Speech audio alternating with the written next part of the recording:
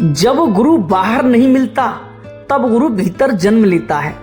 तुम सोचते हो कि तुम्हें कोई रास्ता दिखाएगा, कोई आएगा, तुम्हारा हाथ पकड़ेगा, तुम्हें सिखाएगा, तुम्हें उठाएगा, लेकिन एक दिन जब तुम बिल्कुल अकेले होते हो तभी पहली बार तुम्हें एहसास होता है सच्चा गुरु बाहर नहीं भीतर जागता है।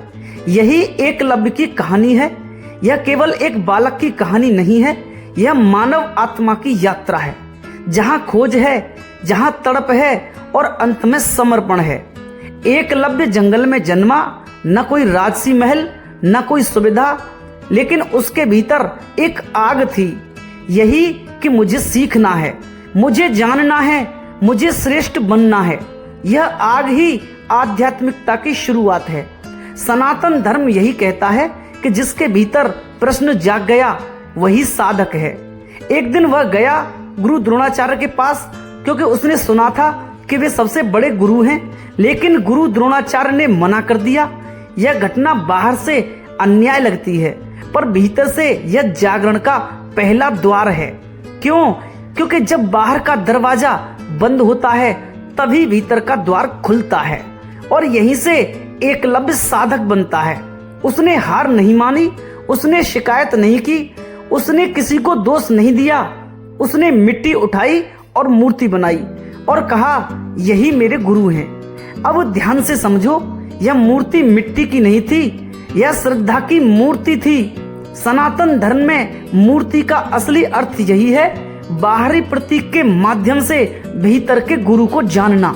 जब एकलव्य उस मूर्ति के सामने अभ्यास करता था, वह केवल तीर नहीं चला रहा था, वह ध्यान कर रहा था, वह समर्पण कर रहा था, वह अपने अहंकार को पिघला रहा था। यही ध्यान है। ध्यान का मतलब सिर्फ आंख बंद करना नहीं है। ध्यान का मतलब है जिसे तुम मानते हो उसमें पूरी तरह खो जाना। धीरे धीरे एकलव्य का मन शांत होने लगा, उसका लक्ष्य स्पष्ट होने लगा और उसकी ऊर्जा एक बिंदु पर टिक गई। यही योग है। जब मन बिखरा नहीं होता तो साधारण व्यक्ति भी असाधारण बन जाता है। एक दिन वह अर्जुन से भी आगे निकल गया। क्यों? क्योंकि अर्जुन के पास गुरु थे। अर्जुन के पास पहले गुरु द्रोणाचार्य थे, विद्या के लिए थे, तैयारी के लिए थे अर्जुन की। लेकिन जब यात्रा असली शुरू होती है तब सदगुरु जगतगुरु श्री कृष्ण होते हैं। लेकिन एकलव्य के पास समर्पण था। गुरु ज्ञान देते हैं, लेकिन समर्पण उस ज्ञान को शक्ति देता है। सनातन धर्म में कहा गया कि भक्ति बिना ज्ञान अधूरा है और ज्ञान बिना भक्ति निर्जीव है। यही भारत की आध्यात्मिक परंपरा का आधार है। एकलव्य ने यही किया। उसने ज्ञान नहीं पाया, उसने भक्ति को इतना गहरा कर दिया कि ज्ञान खुद उसके भीतर प्रकट हो गया। अब एक बहुत गहरी बात समझो, अगर तुम सच में किसी को गुरु मानते हो तो तुम्हें उसके पास रहने की जरूरत नहीं है, तुम्हें उसकी चेतना से जुड़ने की जरूरत है। जैसे आज भी अगर कोई सच्चे हृदय से गुरु श्री कृष्ण जी को गुरु मान ले तो वह अकेला नहीं रहेगा, क्योंकि सच्चा गुरु शरीर नहीं चेतना होता है। और यही एकलव्य ने किया। उसने द्रोण को व्यक्ति नहीं गुरु तत्व माना, और जब तुम गुरु तत्व से जुड़ जाते हो तो पूरा ब्रह्मांड तुम्हारा शिक्षक बन जाता है। लेकिन कहानी यही खत्म नहीं होती, यह तो शुरुआत थी, क्योंकि असली परीक्षा तब आती है जब तुम्हें अपने सबसे प्रिय को छोड़ना पड़ता है, और वही होने वाला था। फिर होती है समर्पण की अंतिम परीक्षा, जहां मैं खत्म होता है। जब तुम साधना करते हो, जब तुम भक्ति में डूबते हो, तो एक समय आता है जब जीवन तुमसे पूछता है तुम सच में समर्पित हो या सिर्फ दिखावा कर रहे हो। एकलव्य के जीवन में भी यही क्षण आया। द्रोणाचार्य उसके सामने खड़े थे। उन्होंने पूछा, अगर मैं तुम्हारा गुरु हूँ, क्या तुम मुझे गुरु दक्षिणा दोगे?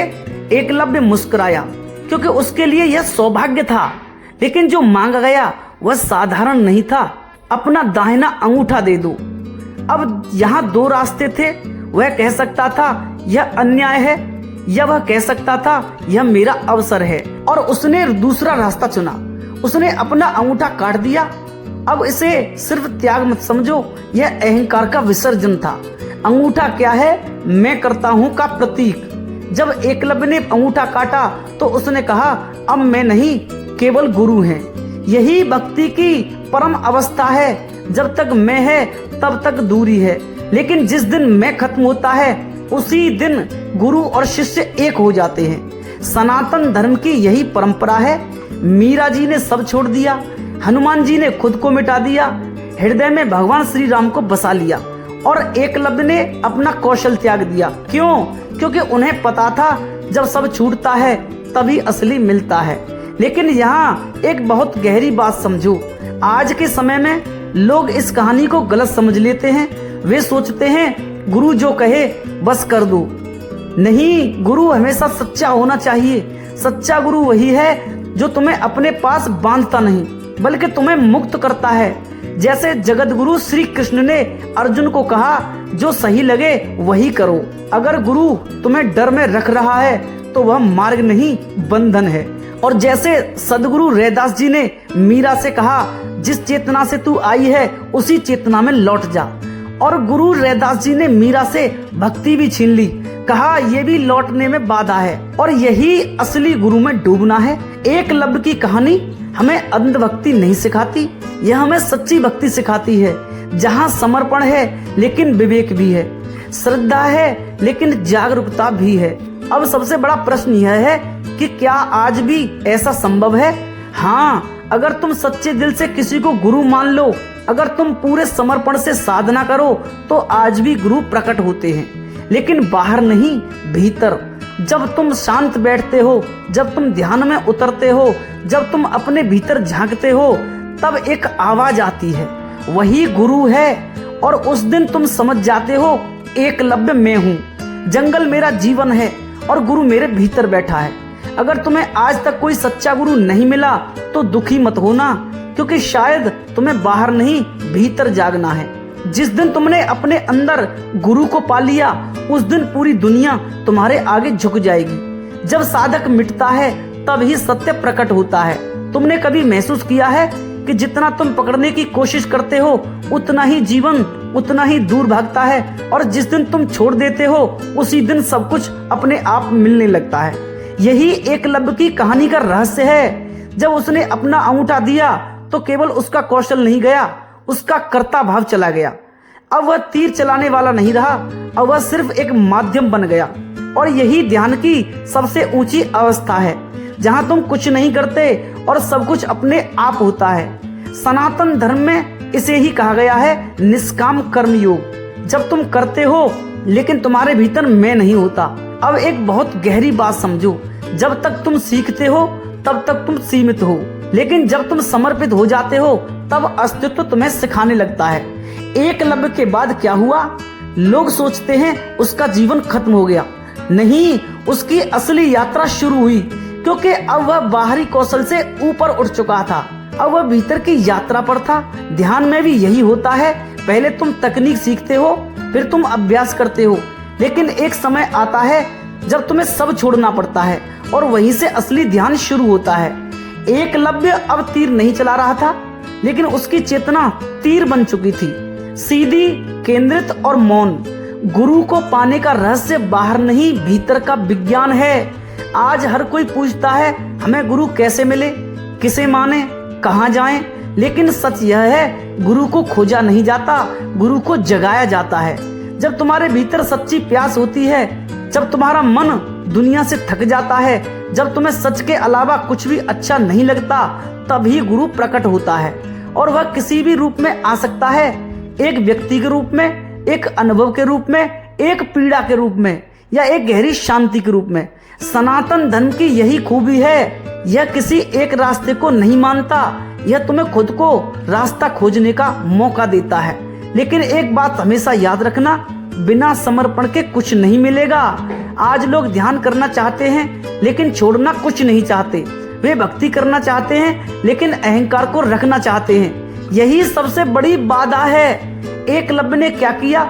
उसने सब कुछ दांव पर लगा दिया, और यही कारण है कि हजारों साल बाद भी आज उसका नाम जिंदा है। सच्चा गुरु कौन है? सबसे बड़ा धोखा यही होता है। आज के समय में सबसे बड़ा खतरा यही है, नकली गुरु, जो तुम्हें बांधते हैं, जो तुम्हें डराते हैं, जो तुम्हें अपने ऊपर निर्भर बनाते हैं। लेकिन सच्चा गुरु कैसा होता है? वह तुम्हें खुद पर खड़ा करता है, वह तुम्हें स्वतंत्र बनाता है, वह तुम्हें तुम्हारे भीतर ले जाता है, जैसे जगत गुरु श्री कृष्ण ने किया। उन्होंने अर्जुन को ज्ञान दिया, लेकिन निर्णय उसके ऊपर छोड़ा।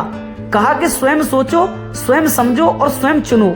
यही सच्ची गुरु परंपरा है। अगर कोई कहे सिर्फ मैं ही रास्ता हूँ तो सावधान हो जाओ, क्योंकि सनातन धर्म कहता है रास्ते अनेक हैं, सत्य एक है। ध्यान की असली विधि यही है, एकलव्य का तरीका। अगर तुम सच में ध्यान करना चाहते हो तो एकलव्य से सीखो। एक लक्ष्य चुनो, इष्ट या गुरु। कोई एक रूप चुनो, श्री कृष्ण, श्री राम या श्री शिव या कोई गुरु और। लेकिन बार बार मत बदलो, उसकी उपस्थिति महसूस करो। आंख बंद करो और महसूस करो वह तुम्हारे सामने है, वह तुम्हें देख रहा है। पूर्ण समर्पण। अब अपने मन से कहो मैं कुछ नहीं जानता, आप ही मार्ग दिखाइए।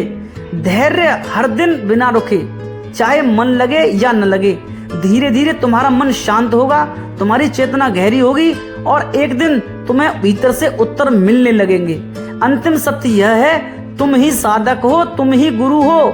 और एकलव्य की कहानी का अंतिम रहस्य यही है कि गुरु और शिष्य अलग नहीं हैं। जब तक तुम बाहर खोजते हो तब तक दूरी है, लेकिन जिस दिन तुम भीतर उतरते हो तुम ही साधक हो, तुम ही मार्ग हो और तुम ही गुरु हो, और उसी दिन जीवन बदल जाता है। अगर तुम्हारे पास कोई गुरु नहीं है तो उदास मत होना, क्योंकि शायद भगवान तुम्हें सीधे सिखाना चाहते हैं। बस एकलव्य बन जाओ, पूरी श्रद्धा से, पूरे समर्पण से, और अंतिम सत्य को पाने की तड़प जगा लो।